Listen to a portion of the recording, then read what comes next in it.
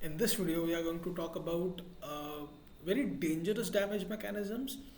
It is going to be brittle fracture. Now, while talking about various kinds of codes for ICP examination, either it is going to be 570, 510, 653, various kinds of codes we have seen. But in all codes, during hydro test, there was a recommendation given that during the hydro test shall be done at a certain level above minimum design metal temperature. There is a reason for this because steel is generally a BCC structure, that is a body cubic centric structure, and the main problem associated with body cubic centered structure or BCC structure is that it has a transition temperature where it transitions from being a brittle material to a ductile material. This temperature is known as ductile to brittle transition temperature. To identify this temperature, we can do various kinds of toughness tests. So one of the common types of toughness tests that we know is impact testing or Charpy's impact test. This Charpy's impact test is done at various temperatures to understand at what temperature the material is brittle, at what temperature the material is ductile, and the temperature at which the material property changes from being brittle to ductile is known as ductile to brittle transition temperature. If the material is working below this transition temperature, then there is a high chance that if there is any variation in the stress levels, then the material, instead of having a plastic deformation, it would rupture and it would break or blast off. Okay, this is going to be very serious consideration when you talk about hydro test, because in hydro test, if the brittle fracture happens, your entire equipment can crumble down. Okay, so in most cases, whenever we are doing hydro test, there is a recommendation nowadays that we generally also have acoustic emission sensors, so that if anything goes wrong, we can stop the hydro test there and there, and this would not happen. Generally, this kind of damage mechanism is generally associated with low temperature services, especially when we're talking about liquefied gases. So liquefied gases are going to be very low temperature, and in that case, if the pipe that is handling this liquid, if it becomes brittle, then it is going to be very detrimental. Okay, so brittle fracture, description of the damage. Brittle fracture is the sudden rapid failure under stress, either residual stress or applied stress, where the material exhibits little to no evidence of ductility or plastic deformation. Although rare in refinery operation, in service brittle fracture of a pressure vessel or other pressurized equipment have very serious consequences. Affected materials, carbon steel, low alloy steels are of primary concern, particularly older steels. 400 series of stainless steel are also susceptible even if not embrittled. In addition, the materials susceptible to embrittling mechanisms such as sigma phase embrittlement, 885 degrees Fahrenheit embrittlement, temper embrittlement, strain aging embrittlement, titanium hydriding pose a risk of brittle fracture if they are sufficiently embrittled. Critical factors, generally the temperature is going to be the critical factor here. The brittle fracture can occur in potentially susceptible piece of equipment containing a flaw or other significant stress concentrators. There are three primary factors to this: the material's fracture toughness as indicated by Charpy's impact test or other fracture test mechanism, size, shape and stress concentration affecting the flaw, amount of residual stress or applied stress applied to the flawed area. Susceptibility of material to brittle fracture may be increased by the presence of embrittling phases. Steel cleanliness, levels of sulfur, phosphorus and other impure elements, grain size, having a significant influence on the toughness and resistance to brittle fracture. In addition, high strength microalloy steels can experience secondary hardening in certain temperature ranges due to precipitation of the embrittling phases that reduces the fracture toughness. Microalloying elements such as vanadium, neobidium, boron, titanium in certain ranges, as well as sulfur, phosphorus and manganese above the residual limit can be cause of low toughness. Heat treatment conditions of the material can affect its fracture toughness. Thicker material will have low resistance to brittle fracture due to the nature of the stressed state within the thick section of the material. Thick sections are under the higher constraint, which increases triaxial stresses at the crack tip and promotes brittle fracture rather than ductile fracture. In most cases, In materials that exhibit ductile to brittle transition, the brittle fracture occurs only at the temperature below the Charpy's impact transition temperature, the temperature at and below which the toughness of the material drops sharply. So this is one of the bigger reasons that we would do post-well heat treatment also, because once we do post-well heat treatment, generally the material, the residual stresses would be removed off, and this would not be a problem later on. We'll also have to understand at what temperatures our equipment is working. If it's working at very low temperatures, a temperature below the transition temperature, then also this can be very detrimental. Units affected or the equipments that are affected: the equipment manufactured to ASME boiler and pressure vessel code section 8 division 1. This is the construction code, the rules for construction of pressure vessel. Prior to December 1987 addenda has no code required restriction on notch toughness for the vessel operating at cold temperatures. However, this does not mean that all vessels fabricated prior to this date will be subjected to brittle fracture. Many designers, purchasers and users specified supplemental impact test on the equipment that was intended to be in cold service. The equipment made to same code after this date were subjected to the requirement of UCS 66, that is impact exemption curves, which addresses impact toughness requirements at low temperature. Most processes run at elevated temperatures, so this is not a main concern for brittle fracture during startup.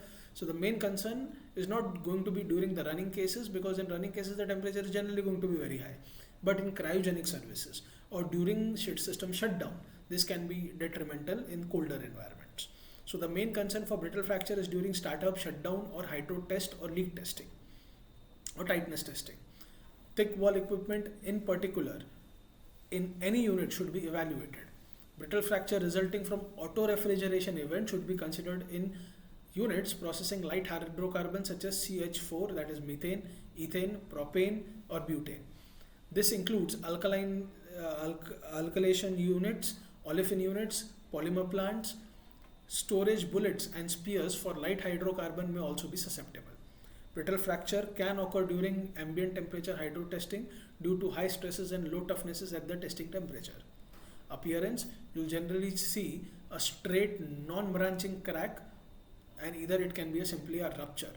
This rupture can be smaller in some cases. In some cases it can be very big, so big that your equipment would get ruptured off. It might blast off in hydro test. The cracks will be typically straight, non-branching and largely devoid of any associated plastic deformation, although fine shear lips may be found along the free edge of the fracture, or localized necking around the crack may occur. Fracture surfaces, if undamaged after the initial fracture, will exhibit visible chevron marking that point back to the crack origin. These markings can be helpful in locating the initiating cause of brittle fracture.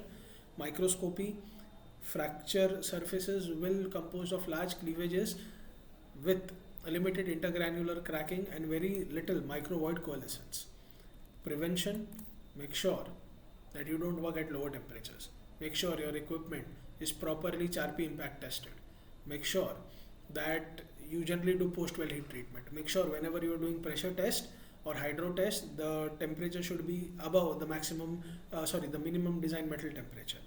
For most new equipments, the brittle fracture is prevented by using the materials compliant with UCS 66 and Section 8 of ASME BPVC. In some cases, the equipment will need to be specifically designed for low temperature operations, including upset and auto refrigeration events, or have additional requirements to account for a large wall thicknesses. The materials with controlled chemical composition, special heat treatment or impact test verification may be required. Using a fully killed fine grain steel with austenitic grain size finer than 6 will achieve the desired toughness in many situations. For existing equipments, the combination of stress, material's toughness and existence or potential flaw size govern the probability of brittle fracture event. In cases where there is a concern for possibility of brittle fracture, an engineering evaluation shall be performed in accordance with API 579-1 or ASME FFS.1, that is fitness for service. Section 3, level 1 or 2. Prevent and minimizing the possibility of brittle fracture in existing equipment rely upon controlling the operating condition, that is pressure and temperature, minimizing the pressure at the ambient temperature during startup, shutdown and not hydro testing at too low temperature, and periodic inspection at high stress locations as applicable to the specific situations. A pressure vessel can also be re-rated to a lower maximum allowable working pressure and resulting a new minimum design metal temperature as per the requirement of NBIC and ASME section 8 division 1. Where brittle fracture is deemed a concern, some reduction in likelihood of brittle fracture may be achieved by following APFI 79-1, that is FFS. In some cases, selecting or changing to a material with good low temperature toughness, example an appropriate low temperature ASME ASTM grade steel or an austenitic stainless steel will be necessary to achieve the desired low temperature fracture toughness. Inspection. Routine inspection is not normally used to detect or mitigate brittle fracture, but awareness of susceptible equipment can help you to further prevent the damage. Susceptible vessels can be inspected for pre-existing crack-like fabrication flaws as well as for cracking in relevant in-service cracking mechanism by using magnetic particle, penetrant examination or ultrasonics as applicable. And this is what it looks like. So in this case, the piping has been ruptured during hydro test and the rupture is very big, so this pipe is unusable now. You can also see various chevron markings. So this is a brittle failure. This is also a brittle failure where you don't see any plastic deformation, you just see a rupture there. This is the catastrophic failure of the vessel during the hydro test. The entire vessel has been burst off, so you would not be able to repair it or you will not be able to do anything.